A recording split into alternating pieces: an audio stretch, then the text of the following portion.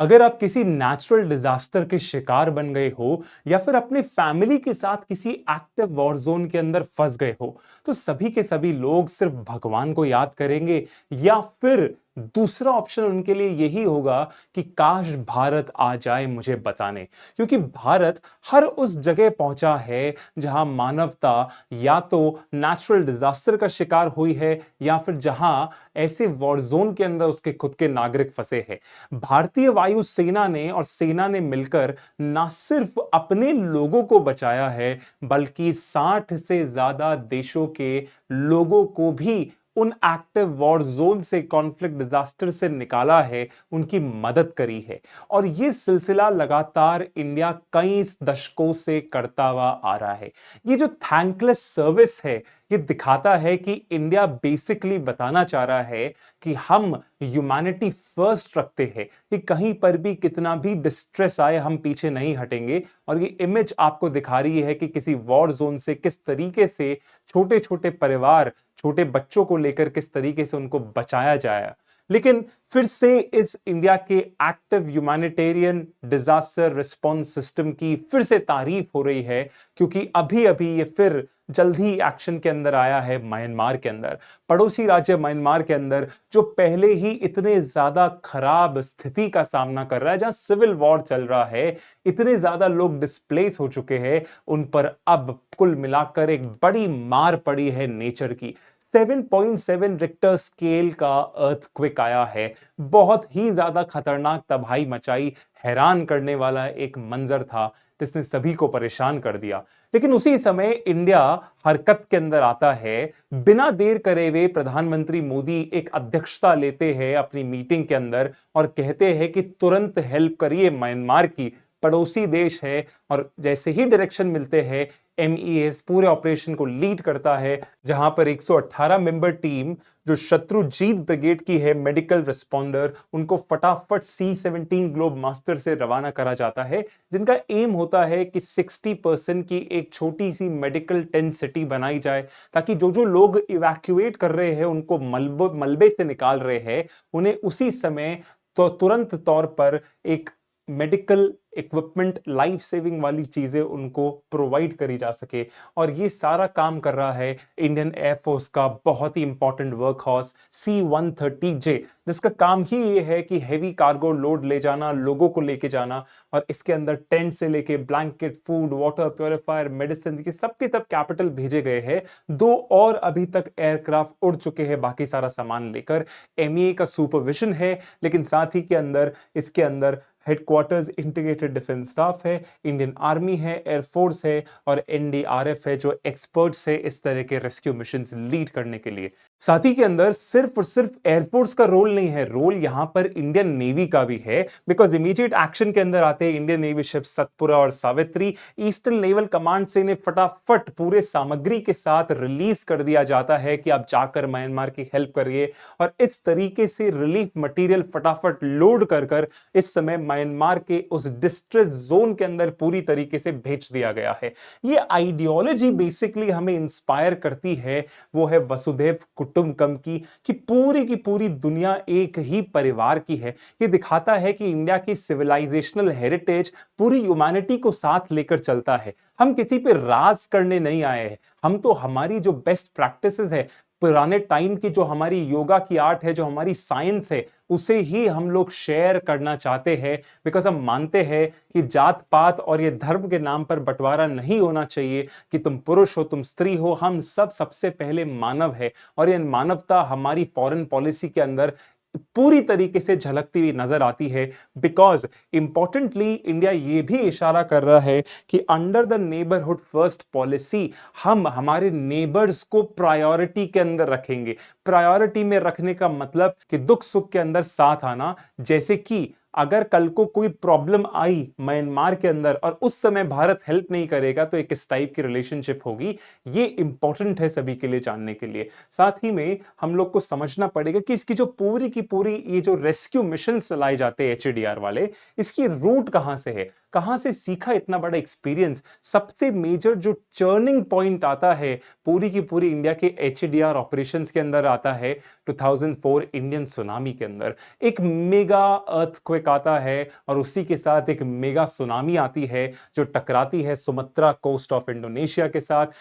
और इंडिया के कई सारे तट भी इसके अंदर पूरे तरीके से डूबते हुए चले जाते हैं, लाखों लोग मारे जाते हैं, प्रॉपर्टी का तो कितना नुकसान होता है आप सोच ही नहीं सकते। ये दुनिया के सबसे खराब नेचुरल डिजास्टर्स में से एक था।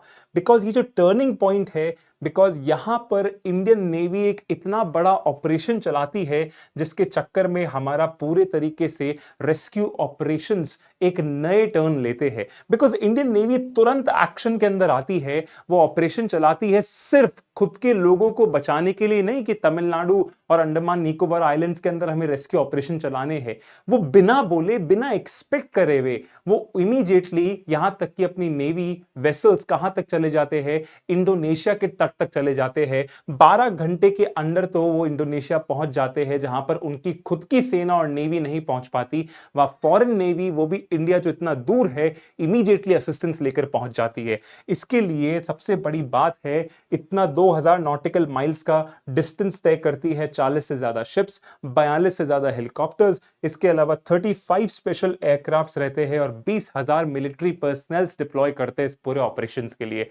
और ये जो इंडिया का प्रोफेशनलिज्म जो दिखता है इसके अंदर, उसकी पूरी दुनिया के अंदर तारीफ होती है। बिकॉज ये गुडविल क्रिएट करती है कि आपने तो बिना एक्सपेक्ट करे हुए, जब आप पर भी चोट आई हुई थी, जब आप लोग भी घायल थे, इतना नुकसान हुआ था आपके देश को भी, बिना परवाह करे, बिना बुलाए हुए आप हमारी मदद करने को आए। तो सच में ये वसुधैव कुटुंबकम की पॉलिसी को ही दिखाता है। और इंडियन नेवी की भी पूरी दुनिया के अंदर तारीफ हुई। सबसे बड़ी जो तारीफ करी वो है यूनाइटेड स्टेट्स ऑफ अमेरिका ने। बिकॉज यूएसए ने इंडियन नेवी का प्रोफेशनलिज्म देखा, उसकी पूरी स्ट्रेंथ देखी कि किस तरीके से, कितने यूनाइटेड है ये, और किस तरीके से इन्होंने अपने ऑपरेशंस होन कर रखे हैं अच्छी तरीके से। ये काफी ज्यादा बेनिफिशियल था। बिकॉज यही रिलेशनशिप जो आपके सर्च एंड रेस्क्यू ऑपरेशंस आते हैं, इसी के चक्कर के अंदर ये फाउंडेशन बनाता है क्वाड 1.0 के अंदर, जहां ऑस्ट्रेलिया, जापान, इंडिया और यूएसए एक साथ आते हैं एज इंडो पैसिफिक डेमोक्रेसीज।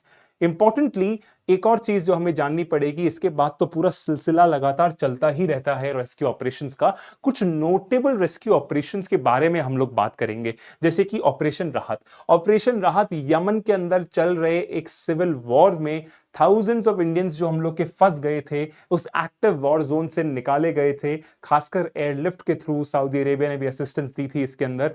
और साथ में इंपॉर्टेंट ऑपरेशन है ऑपरेशन गंगा, जहां पर 2022 के अंदर जब रशिया और यूक्रेन के अंदर खतरनाक तरीके से वॉर्स होता है, दोनों एक दूसरे पे मिसाइल्स, ग्रेनेड, सब तरीके से हमला कर रहे होते हैं, उस एक्टिव वॉर जोन के अंदर यूक्रेन के बॉर्डर रीजन सुमी के अंदर पड़ रहे हजारों भारतीय मेडिकल प्रोफेशनल्स, डॉक्टर्स जो तैयारी कर रहे हैं, वो फंस जाते हैं। ऐसे टाइम पर प्रधानमंत्री नरेंद्र मोदी जी बहुत डेफ्ट डिप्लोमेसी का खेल खेलते हैं।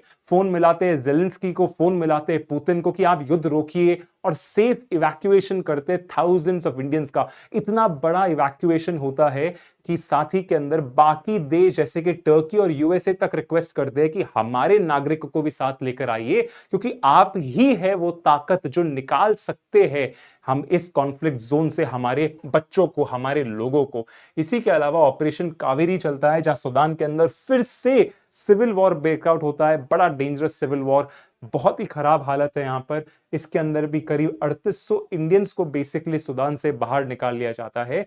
लेकिन इतना ही नहीं, यहां तक कि इंडियन का जो पूरा का पूरा ऑपरेशन है, वो ऑपरेशन अजय के अंदर देखा गया था एज लेटेस्ट एज अक्टूबर 2023। इजराइल हमास वॉर के अंदर भी एक्टिव वॉर जोन के थ्रू फिर से इवैक्यूएट करा था। या फिर चाहे टर्की के अंदर जिस तरीके से अर्थक्वेक आया था, बिना एक्सपेक्ट करे कुछ, बल्कि टर्की तो कश्मीर का साथ भी देता है पाकिस्तान के साथ, हमने फिर भी टर्की की मदद करी। बिकॉज हमारे लिए ह्यूमैनिटी फर्स्ट है, हम वसुधैव कुटुंबकम के अंदर बात करते हैं, हम रिस्पॉन्सिबल पावर है। लेकिन ये सारी की सारी चीज सिर्फ और सिर्फ सागर विजन के अंडर भी हो रही है, यह भी जानना जरूरी है। बिकॉज 2004 सुनामी के बाद इंडिया ने जो पॉलिसी बनाई 2014 के अंदर, वो है Sagar vision, security and growth for all in the region. जहां इंडिया कह रहा है कि देखिए, या बाकी कंट्रीज है जैसे कि चाइना, जो आपकी टेरिटरी हथियाना चाह रही है, जो आपकी फिश लेके जा रही है, जो इलीगल माइनिंग कर रही है, रिसोर्सेज छीन रही है, जो अपना सेना भेज रही है आपके एरिया के अंदर कब्जा करने के लिए, हम ऐसा नहीं करेंगे। बिकॉज हमारा मानना है सिक्योरिटी एक के लिए नहीं, सभी के लिए होनी चाहिए, और ग्रोथ भी सभी के लिए होनी चाहिए, सभी के लिए बेनिफिशियल। तो ये सारे के सारे जो रेस्क्यू ऑपरेशंस है उसमें इंडियन नेवी का बहुत बड़ा रोल रहा है, चाहे वो ऐसे बैटल डिस्ट्रेस जोन से निकालना हो यमन जैसे से, या फिर टाइफून यागी आया था जो आपके अफ्रीका के कोस्ट पे, वहां पे लोगों की मदद करना हो। ये सारी की सारी चीजें के अंदर इंडियन नेवी काफी ज्यादा फोरफ्रंट पे रहती है। लेकिन देखिए सभी के मन में सवाल यही उठता है कि हम लोग इतना खर्चा कर रहे हैं, फ्री में तो नहीं उठते, हमारे खुद के जांबाज सिपाही सोल्जर्स ये लोग भी जाते हैं ऐसी अपनी जान की बाजी लगाते हुए। कितनी कितनी बार तो हम लोग किसी और देश के अंदर जहां हमारे नागरिक भी नहीं फंसे, फिर भी हम उनको बचाकर लेकर आते हैं। तो इससे इंडिया को वापस क्या मिलता है, सवाल ये उठता है। और जवाब है आपके सामने कि डिप्लोमैटिक रिलेशंस बहुत संबंध गहरे करता है। कैसे? क्योंकि ये सॉफ्ट पावर दिखाता है। हर कंट्री के पास मिसाइल्स और टैंक्स है, कोई बड़ी बात नहीं है, लेकिन याद रखिए किसी का दिल जीतना हो तो आप कभी धमका के नहीं जीत सकते। रिस्पेक्ट यहां पर प्यार भरी वाली भावना से आती है, क्योंकि ये लोगों के बीच में जो गुडविल क्रिएट कर रहे हो आप उसे मिटा नहीं सकते। ये सॉफ्ट पावर है। आज हम योगा की बात करते हैं, आयुर्वेद की बात करते हैं, हम कुछ मेडिसिनल प्रॉपर्टीज की बात करते हैं, हम मेडिटेशन की बात करते हैं, तो सारी की सारी सॉफ्ट पावर है। सिमिलरली ये जो रेस्क्यू ऑपरेशंस है कि बिना बुलाए हम तुम्हारी मदद करने आ रहे हैं, वो भी जब तुम्हें बहुत ज्यादा जरूरत है, जब तुम्हारे पर मुसीबतें इतनी ज्यादा है, तो ये दिखाता है कि गुडविल ऑटोमेटिकली जनरेट हो जाएगी। जैसे कि टर्की के अंदर खराब बुरा बोलने के बावजूद हम लोग टर्की के अंदर गए और उनके अर्थक्वेक के अंदर हमने मदद करी, जिसे पूरी टर्किश मीडिया और लोगों ने काफी ज्यादा सराहा था। इसी के अलावा इंपॉर्टेंट है कि देखिए, आप इंडियन डायस्पोरा को नहीं बचाएंगे तो फिर किसको बचाएंगे? अगर हमारी सरकार बाहर रह रहे नागरिकों को नहीं बचा पाएगी तो फिर किस बात के लिए वो पैसा भेज रहे भारत को? क्यों वो लगातार इतना पैसा कमा के much needed foreign currency reserves हमें दे रहे? हम तो उसको डिजर्व नहीं करते। तो अगर हमें स्ट्रेटेजिक इंटरेस्ट बचाने हैं अपने, तो डायस्पोरा का प्रोटेक्ट करना होगा, बिकॉज डायस्पोरा भी हमारा सिटीजन्स ही है। ड्रैगन कहता है कि देखो मैं इतनी तरीके से हेल्प कर रहा हूं, मैं इतना पैसा दे रहा हूं, ये दे रहा हूं। इंडिया कह रहा है कि देखिए हम तो तुम्हारे रिसोर्सेस छीनने नहीं आए, तुम पर कब्जा नहीं करने आए, हम तो तुम्हारे बुरे वक्त में तुम्हारा साथ देने आए। और ये दिखाया है उसने कि रीजनल लीडरशिप को क्लेम कर रहे हैं कि चीन नहीं आया उससे पहले हम पहुंच गए, नेपाल में अर्थक्वेक आया तो चीन नहीं आया, हम आए। श्रीलंका के अंदर क्राइसिस हुई थोड़े टाइम पहले, फाइनेंशियल क्राइसिस, चीन ने 1 रुपया नहीं दिया, हमने दिया। बिकॉज बात है पूरी की पूरी रीजनल लीडरशिप की, जियोपॉलिटिकल इन्फ्लुएंस की। बिकॉज हम बता रहे हैं नेबरिंग कंट्रीज को कि ऐसे समय पर लीडर कौन है साउथ एशिया का। लीडरशिप सिर्फ और सिर्फ गुड टाइम्स और पावर दिखाने की नहीं होती। लीडरशिप का मतलब ही होता है to lead in times of crisis, और ऐसे समय पर इंडिया सभी को रास्ता दिखा रहा है। इसी के अलावा आफ्टर ऑल जब हम लोग इतनी ज्यादा नेवल वेसल्स वहां पे भेज रहे हैं, साथ में आपके एयरक्राफ्ट उड़कर जा रहे हैं, इतने सारे कार्गो प्लेन्स, तो ये दिखाता है कि आपकी ग्लोबल रीच कितनी है, मिलिट्री प्रिपेयर्डनेस कितनी है। ये लॉजिस्टिकल चैलेंज, अगर आप उसके अंदर कल को सामान लेके जा रहे हो, जो आज मेडिसिन है, तो कल को टैंक भी लेकर जाओगे, लेकिन कभी उड़े ही नहीं, तो प्लानिंग किस बात की? ये चीज इंपॉर्टेंट है बिकॉज ये दिखाता है कि लॉजिस्टिकल और ऑपरेशनल प्रिपेयर्डनेस, कि जब ऐसा कोई और काम आता है मिलिट्री स्फीयर में तो कितनी जल्दी आप मोबिलाइज कर पाओगे अपनी मिलिट्री को, ये दिखाता है। साथ ही के अंदर ये मिलिट्री कैपेबिलिटी भी प्रोजेक्ट करता है कि इंडियन वर्कफोर्स जो है वो कितनी प्रोफेशनल है, इंडियन आर्म्ड फोर्सेस की कितनी ज्यादा लीडल वेपनरी है कि कुछ मिनटों के अंदर वो इतनी सारी चीजें फटाफट पूरी तरीके से निकाल पाता है। तो लास्टली हमें यह भी समझना होगा कि हम सारे चीजें ये भी दिखाने को कर रहे हैं यूनाइटेड नेशंस की सिक्योरिटी काउंसिल के अंदर एक सीट लेने के लिए। जब हम देशों का विश्वास जीतते हैं, गुडविल जीतते हैं, तो उनके वोट्स जीतते हैं यूएनएससी के रिफॉर्म्स को लेकर, जहां इंडिया कह रहा है कि हम राइटफुल प्लेस पर होने चाहिए। साथ ही के अंदर इंपॉर्टेंट है बिकॉज इंडिया कह रहा है कि देखिए हम राइजिंग पावर है लेकिन हम रिस्पॉन्सिबल पावर भी है।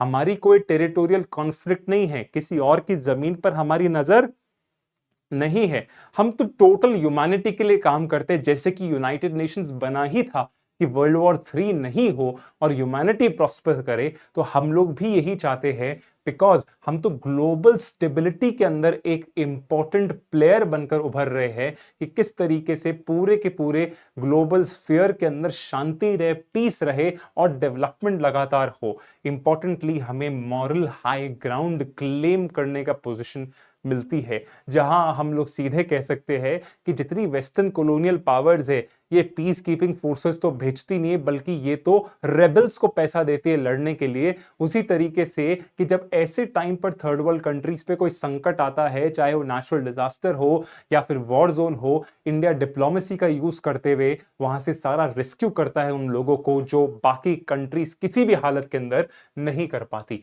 इसलिए इस सिचुएशन को हम लोग, HADR ऑपरेशंस को हम लोग विन विन कहेंगे, बिकॉज ये सिर्फ और सिर्फ इंडिया का बेसिकली लाइव्स बचाने का तरीका नहीं है, बल्कि इंडिया के जो जियोपॉलिटिकल गोल्स है उसे बूस्ट कर रहा है, गुडविल क्रिएट कर रहा है, मिलिट्री प्रिपेयर्डनेस और domestic international support drum up कर रहा है। कुल मिला के सिर्फ और सिर्फ इससे इंडिया को ही फायदा है। और HADR ऑपरेशंस लगातार इंडिया जैसे करता रहेगा, इंडिया अपनी छवि पूरी दुनिया को दिखाता रहेगा कि ये किस तरीके से हम एक राइजिंग रिस्पॉन्सिबल पावर है जो पूरी मानवता पे विश्वास रखती है।